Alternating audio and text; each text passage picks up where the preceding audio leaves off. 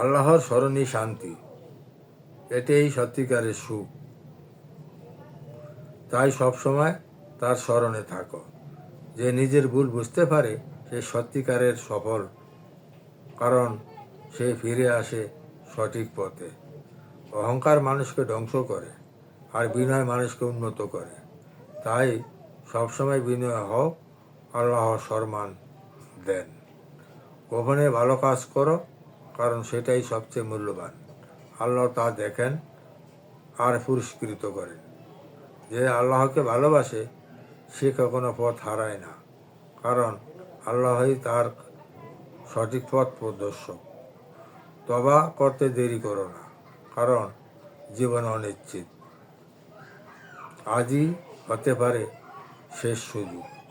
যে আল্লাহকে ভয় করে সে কখনো অন্যায় করে না, কারণ সে জানে সব কিছুর হিসাব হবে। কষ্টের সময় ধৈর্য ধরো, সুখের সময় শুকরিয়া দাও। এটাই মমিনের আসল পরিচয়। যে বেশি দোয়া করে আল্লাহ তাকে ভালোবাসেন, কারণ সে জানে তার সব হাতে। হৃদয় পরিষ্কার রাখো, কারণ আল্লাহর হৃদয় দেখেন, বাহির নয়, ভিতরটাই আসল।